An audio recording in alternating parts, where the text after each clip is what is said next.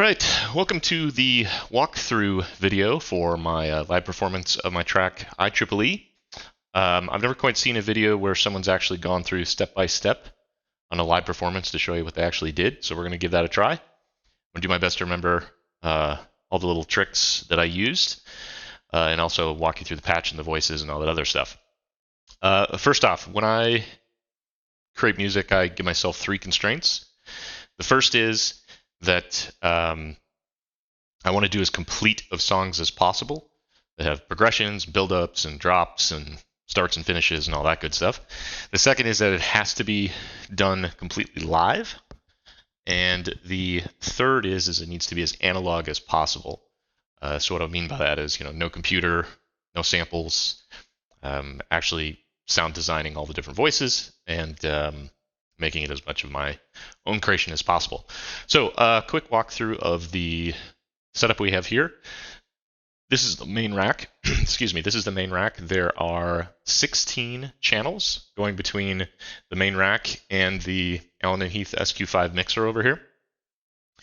And inside the mixer, then we also have 8 send and returns. Those sends go to the effects rack here and then return back into the mixer as well. That's all put together into 2 output mixes, and we'll just call them A and B. And those go into the Octatrack. A goes into its inputs A and B. The B mix goes into its inputs C and D. We'll just call them A and B. So at any given time, the Octatrack can play one of them live, both of them live, one of them live sampled with the other one muted, one of them live sampled with the other one live, et cetera, et cetera. And that's how I'm able to do a lot of the transition and the build-ups that you'll see. So let's run through the voices real quick. Almost all the voices are going to go through the A channel on the Octatrack, and then the B channel is basically going to be a noise setup that I use to do transitions and things like that. So let's go through the A side of things. All the drums are happening on the analog rhythm. There are 8 outputs of the rhythm going into the mixer. And we'll run through the different voices. We have the kick drum,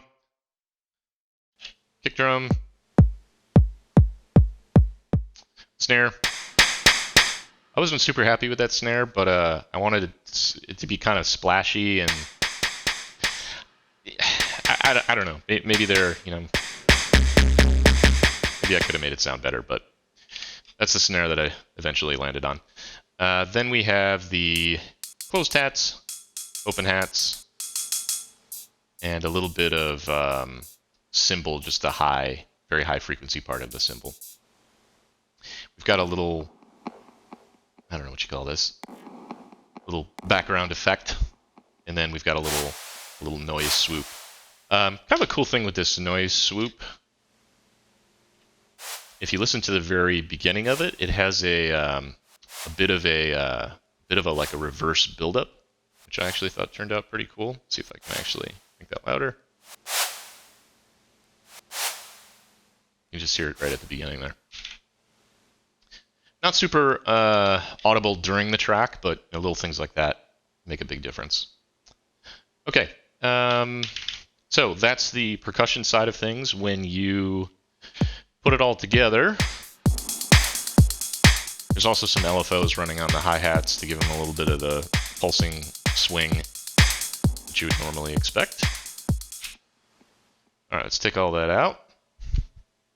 Now let's move over to the main event. There are primarily only two voices. One is the Manus Ateritas from Noise Engineering, and the other one is the Piston Honda from Industrial Music Electronics, which is located here and which is located here. Most everything is being sequenced through the Metron, while the Piston Honda is actually just getting some rhythms from some clocks, which we'll talk about. The Manus is mostly going through the Akari filter, which I have a lot of really, really cool filters, and the Akari is very quickly becoming my most favorite, or one of my most favorites. And the Piston Honda is going through the very excellent ACL ladder filter. Then there's also some noise coming from the Entropic Doom by AGH Synth. that I have some control over of whether that noise is fully open and added into the piston Honda, or if it's like a sequenced bit of noise that gets added in with the piston Honda, and we'll demonstrate that in a little bit. Other controls we have down here. So let's actually listen to what these sound like. We've got, this is the Manus. So this is how the track started. Now I'll demonstrate some of the controls that we have here.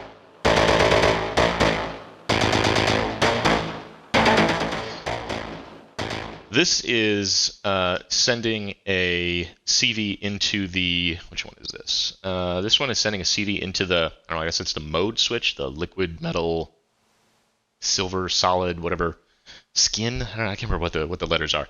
But the LMS entry on the Manus is being modulated by that, which walks it through a sequence that's coming out of the Metron.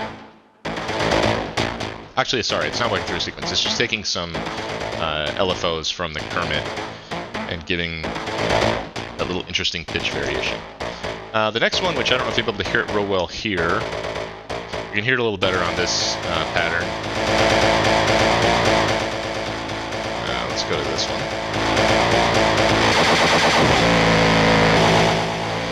So this one is actually stepping that LMS modulation through a sequence coming out of Metron.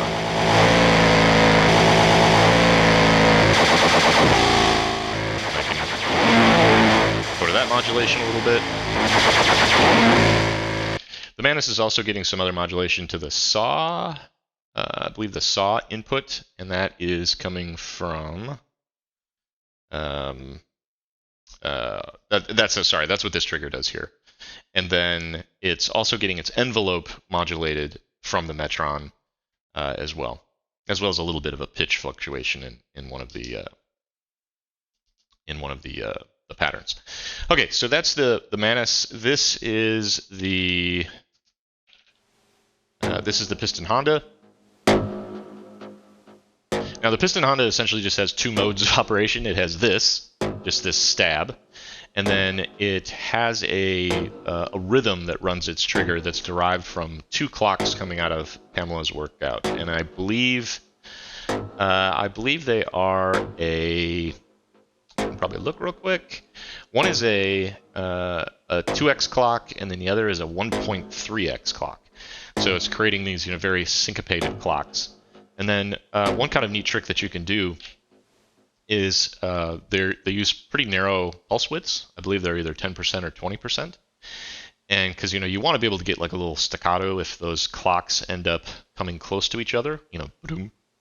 But what you don't want is if they're too close to each other, it only is hitting the rising edges to trigger the voice. You don't want it to be like a weird stutter almost. You want it to kind of stay rhythmical. So what you can do is you can take those narrow pulse widths and then OR them together. And I'm just using Cold Mac for this, but you could use any binary or whatever it is, minimum, I think would be the other one. So what that does is if these pulses, they'll maintain independence, but if they cross over each other, they're going to turn into one big pulse, and then you're only going to get one hit on the trigger. So you can kind of control how close you let those clocks ever come into contact with each other. And I can switch between that stab and those clocks just with this sequential switch right here. So this is now switched over to the clocked version, and you hear the sound that's the noise from the Entropic Doom that's also being overlaid on top of that. I have just a hard switch here. Right now the noise is coming through a sequence through the Metron, but if I flip this switch, it's actually just opening up the VCA completely on the noise, and it's mixing it in with the piston Honda, and then going through its same envelope. So we'll get the noise on every rhythm, and if I flip it back, then it's just going to give me the noise sequence that's coming out of Metron. So that's kind of cool. What I initially actually had planned for this whole clock setup was I made these really cool pinged sounds coming out of the QMMF, and I think I can actually play what that sounds like. It just I didn't, this hasn't been really scrubbed through, but it just didn't work at all with this song. But I liked the rhythm part of it, and so if you listen.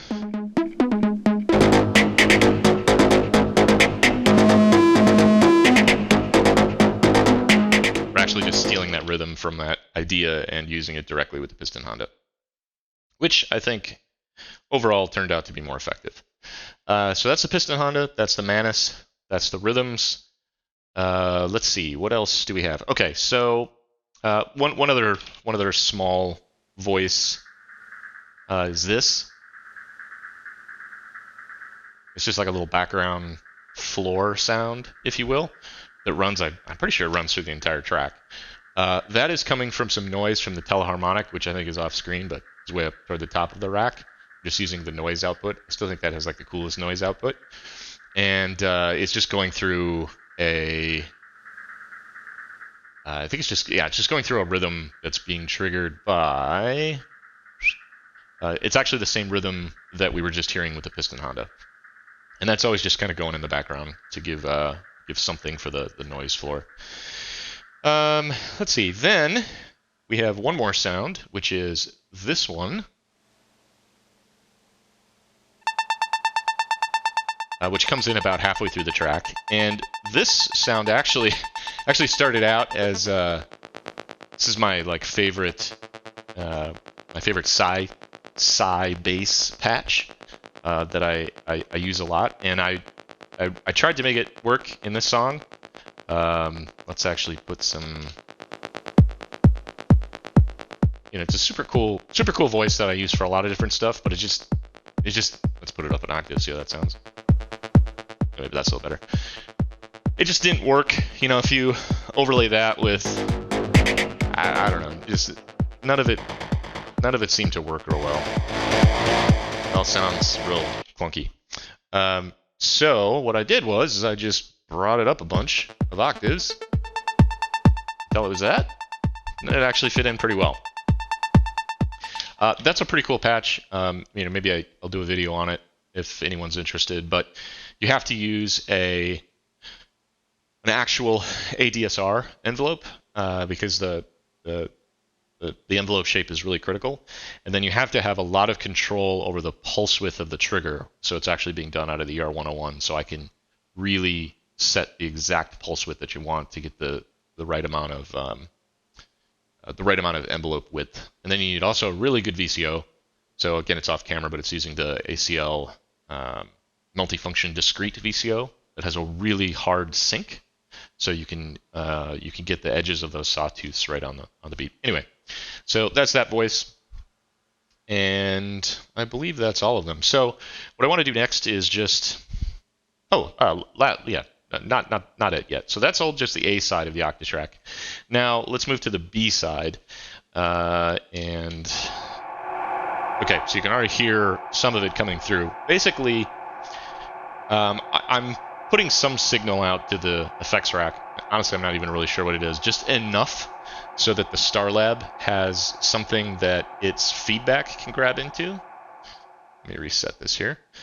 That's coming into the effects rack. It's actually going through the Bafako crush delay just to mess it up a little bit, and then it's going into the Starlab. I don't have a ton of experience with the Starlab, but I really, really like it. And what I found is it can create. Hold on.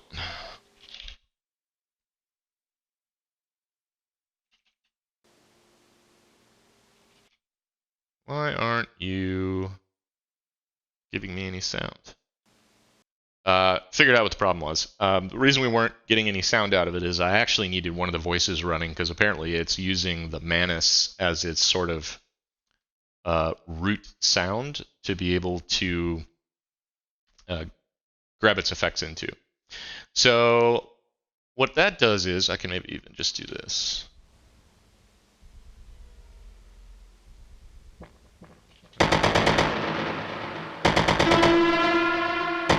So apparently when you turn the feedback all the way up, you get that, which is just sort of a cool background sound. You can even mess it up a little bit. You can pitch it differently with the delay. Other things we can do by slamming the glimmer all the way up. Get another variation of that sound.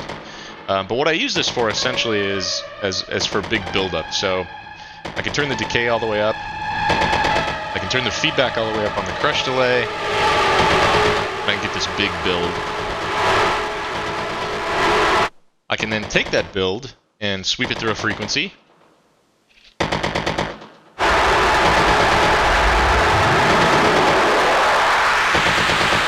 And then cut over into a different part of the track.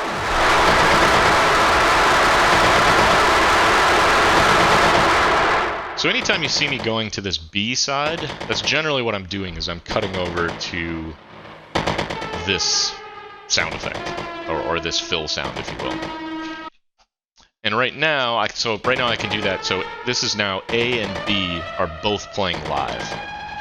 As you'll see in like the first big drop, I'm actually playing a live sample version of A with a live version of B. So I can switch things up and then switching back to a live version of A and a muted version of B, but we'll see that when we start walking through everything. Okay, so track starts off very simply. Let's get things set to how they start. And we basically just start with this nice little background sound. I believe that was also running in the same time. And I'm just going to talk over the top of it. You can actually, check out obviously the live performance if you want to hear what it really sounded like. I've got the filter all the way closed on the Manus, and we're starting in the very first pattern of the Metron. And then we slowly sweep in Manus. Bring in a little swishy sound. And now we do our first entering of the percussion. I haven't talked yet about the effects that we're using. So the herbiverb is the main reverb behind everything. We're also using the ACL dual delay as well as the magneto. Those are pretty much the three principal things. And then the mimosa by Jezebel something. Is adding saturation to a couple things behind the scenes. But so one really simple little effect I can do is I can just slam the delay on the reverb all the way up. And then that lets me bring in the kick. Now I've got the kick in. What do we do next? So now I want to introduce this sound. Get people used to what that is. I do the little reverb trick again and bring in all the other sides of the percussion. We cut that out, we let this play for a little bit. We go back to it, and now we want to kind of change up the first part of the sound of the Manus. So we cut out the B side. Change this modulation on the Manus, which is, again, playing with that. This one is particularly affecting the... Yeah, this is going to that LMS mode and giving it a pattern so that it gives it this little movement that's just something different than this, which is, drones on and on. So that goes for a little while, and now we're ready for the first big drop. Now, while this was playing, actually before I switched this on, I armed the track to live sample the A side of the Octatrack. So it will have live sampled this kind of bass situation that we're in. And I haven't included the sample out here, so it should still be in here. Now I can switch over to that. And I'm now adding, this is live, and this is recorded. So I can do anything I want. Here's the filter of the Manus. I can pick drums in and out. It's playing the recorded version.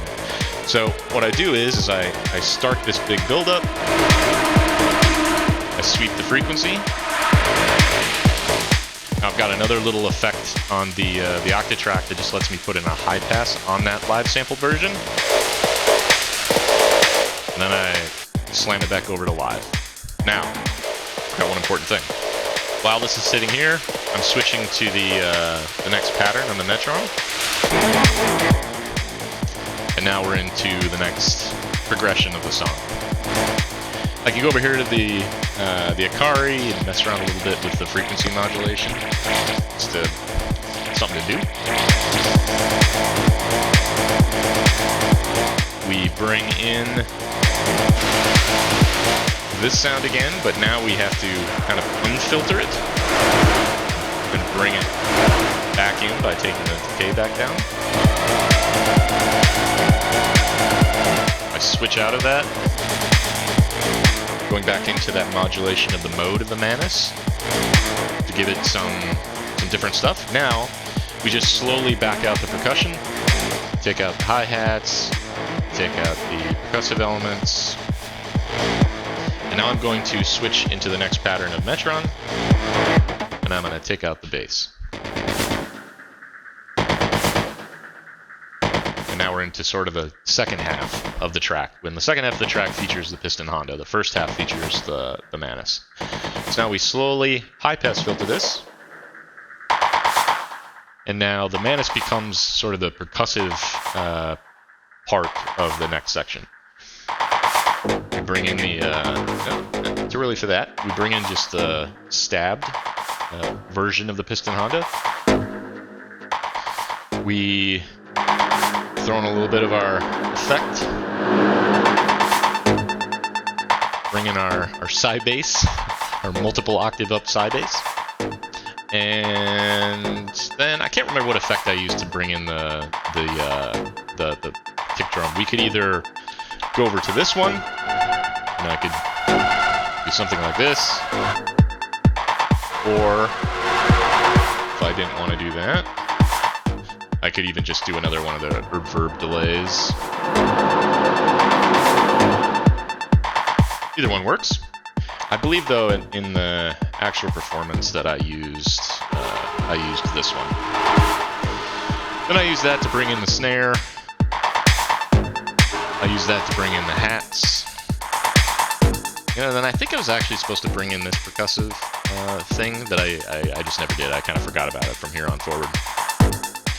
But now we're going with sort of the next part of the track, and now I need to transition into sort of the next rhythm. So one of the first things I do is I completely open up the envelope of the Piston Honda, which is also including the noise, and I lengthen out the noise that we talked about earlier. Now I'm getting this nice stab sound. And now we're going to move into the rhythmical piece of the Piston Honda. Actually, I think I might have high passed this one. I think I might have gone. And then I flip the sequential switch. Now we're into this. Now, I also believe I changed the preset on the Piston Honda that has this more. Let's see if I can. Let me just mute everything.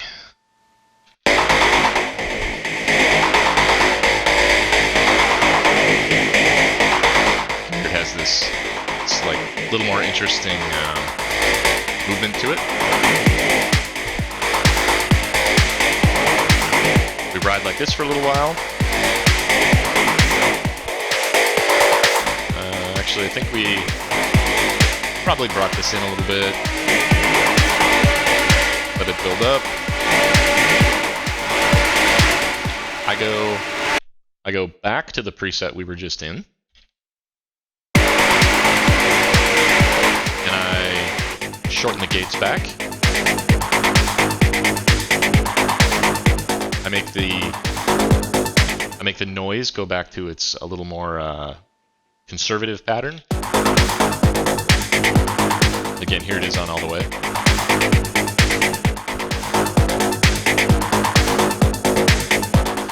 Now we transition into kind of the back end piece of the song, and I'm not exactly sure which transition I did. I could do any number of them. Let's just do this.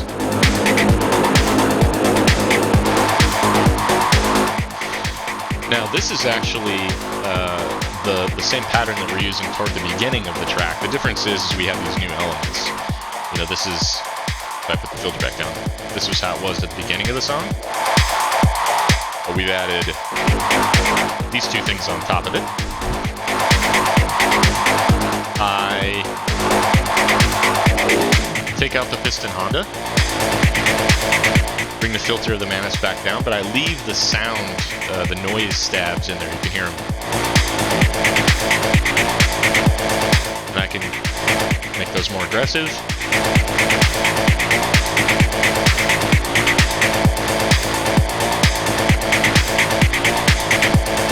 Then I believe I start to work toward the kind of the outro of the track, which I probably do some noise, and I take out the piston Honda as well as the. I think I leave those in for now. I start to take out the drums. So I'm left with this.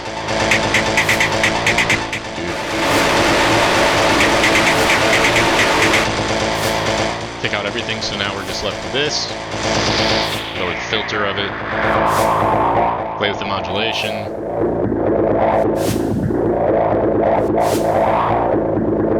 Somewhere in this, I bring that back in because, you know, why not?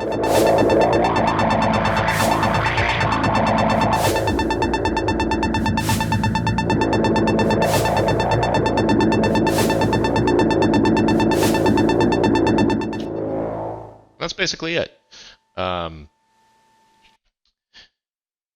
Oh, there was one last section of the song. I actually skipped a section right before the end of it.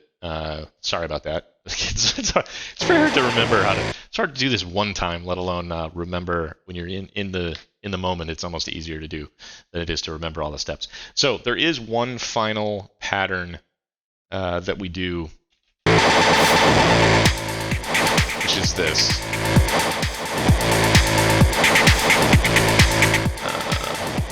Which is this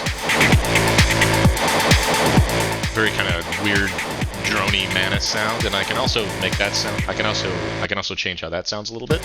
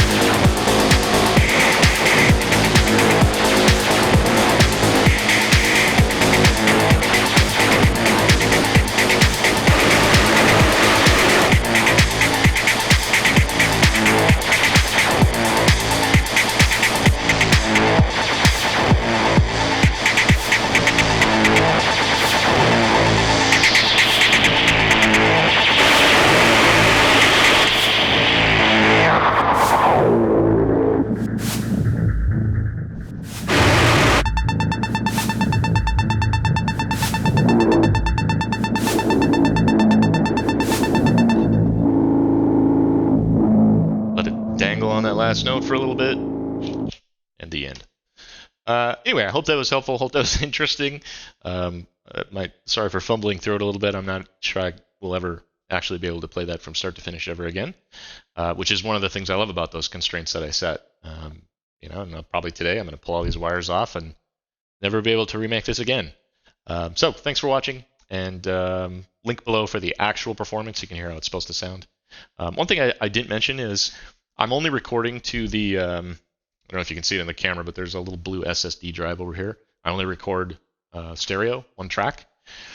is a deep black hole for me to record 32 tracks into Ableton and then try to actually piece a song together. I will stay in that black hole forever.